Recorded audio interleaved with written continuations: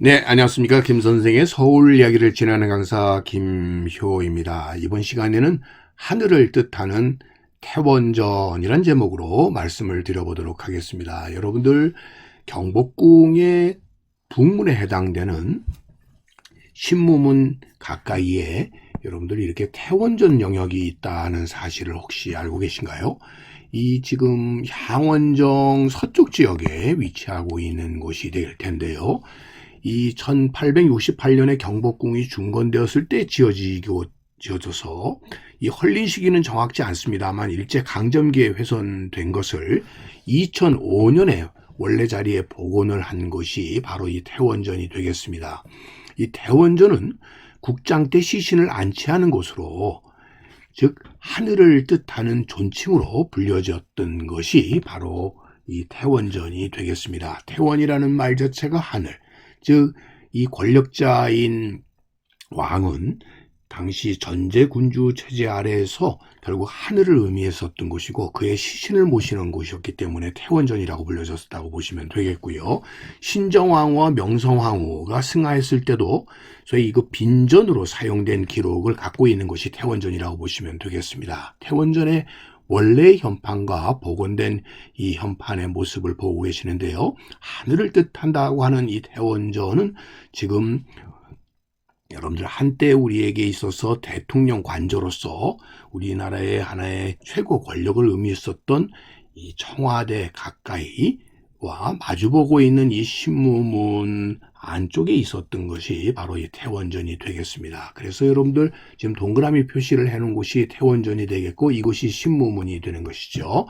자, 이곳은 일찍이 고려 남경터로 이렇게 추정이 되고 있는데 오랫동안 이곳 자체가 이렇게 아무 건물이 없는 빈 터로 되어 있는 신무문 남쪽의 언덕 지역이었기 때문에 우리가 이곳에 있었던 태원전의 존재 자체도 우리가 모르고 있지 않았을까 싶습니다. 지금 보시면 이곳이 태원전이 되겠고요. 여기가 신무문, 그리고 향원정이와 건천궁이 있는 곳이 되겠습니다. 그러다 보니까 이곳에 이렇게 복원이 된 모습을 우리가 눈여겨보지 않으면 경복궁 북서쪽에 위치하고 있는 곳이다 보니까 우리가 잘 그동안 모르고 있었다라고 보시면 되겠습니다. 건천궁 서쪽에 이곳이 될 텐데요.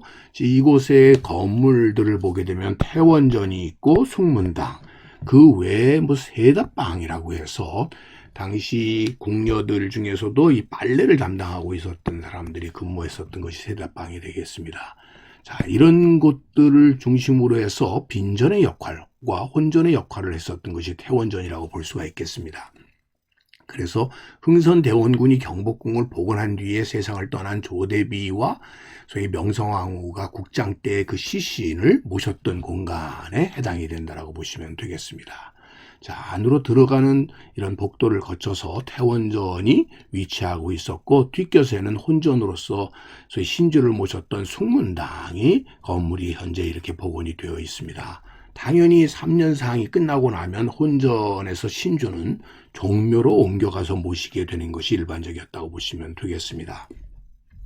이 사진에서 보게 되면 이 경복궁이라고 하는 것 자체가 엄청나게 많은 건물들로 빽빽하게 이렇게 들어서 있었음을 이렇게 확인해 볼 수가 있겠습니다. 자, 그러던 것이 1923년도에 경성 시가도를 보게 되면 지금 보시는 것 같이 이 지도상에 이 경복궁 안에 궁궐 내 건물들이 거의 없어졌다는 것을 이렇게 확인해 볼 수가 있겠습니다. 이런 변화가 나타나게 되었던 이유는 1896년에 소위 아관파천이라고 해서 고종이 경복궁을 떠난 이래로 결국 경복궁의 파괴와 활용 그리고 복원이 반복되었다고 보시면 되겠습니다. 특별히 일제강점기에는 조선을 지우고 공원화 작업이 많이 이루어졌다는 것이죠. 특별히 조선 총독부는 자신들의 식민지배 업적을 드러내기 위한 하나의 방편으로 소위 박람회를 자주 열었었던 것이죠. 그래서 1915년에 조선물산 공진회라는 것을 열었고요. 1929년도에 또 조선 박람회를 열어서 이 두 박람회장으로 경복궁이 사용이 되게 되면서 이 시기에 경복궁은 대대적으로 훼손이 되었다라고 보시면 되겠습니다. 1915년 조선물산 공진회 당시에 모습을 담은 그림을 통해서 당시 경복궁이 어떻게 활용되었는가를 알 수가 있겠고요. 당시에 광화문 앞에 내걸렸었던 이 공진의 선전탑의 모습을 우리가 보고 있습니다. 그러다 보니까 지금 보시는 것과 같이 태원전 터 다 이렇게 빈 땅으로 바뀔 수밖에 없었고요. 많은 궁궐에 있었던 그 빽빽했던 건물들이 다 사라져버리게 되었다라고 보시면 되겠습니다.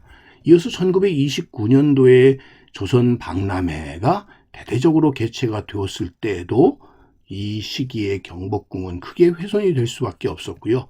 이미 광화문은 동쪽으로 이렇게 이전을 하게 되었고요. 이 자리에 조선 총독부가 이미 들어서 있었음을 우리가 확인해 볼 수가 있겠습니다. 자, 이런 상황 속에서 조선 박람회 조감도를 보더라도 빽빽하게 들어섰던 궁궐의 모습들은 사라져버리게 되고 이것에 이렇게 유락시설을 갖춘 전시장으로 바뀌어버리게 되었다고 보시면 되겠습니다. 이런 일들이 해방 이후에도 정부의 궁궐 정책 자체가 일제와 크게 다르지 않았었다는 것이죠. 그래서 공원 성격이 강화되게 되어서 무슨 아메리칸 카우보이 쇼 같은 것도 열리게 되었었고 62년도에는 군사혁명 1주년 산업박람회가 이곳에 개최가 되었다는 것이죠. 또 한편으로는 30경비단이 청와대를 경비하기 위해서 궁궐 내에 부대를 두기 시작했다는 것이죠. 그래서 신무문과 경회로 일대는 출입이 제한되는 상황이 벌어졌던 것이죠. 5.16 혁명 1주년 기념 이 산업박람회가 당시의 포스터를 통해서도 확인해 볼 수가 있겠고요.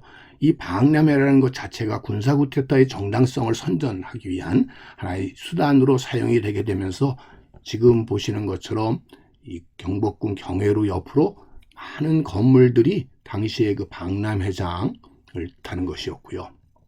그래서 뿐만 아니라 이 시기에 지금 동그라미 표시를 한 이 지역에 보게 되면 청와대를 경비하기 위한 경비단, 수도 경비사의 30단 병력들이 궁궐 내에 주둔을 하기 시작하면서 지금 청와대로 가는 이 돌담길 안쪽으로 경비단이 위치하고 있었다라고 하는 것을 이런 사진을 통해서 확인해 볼 수가 있겠습니다. 신무문과 그 너머의 청와대 쪽으로 바라본 사진이 되겠고요.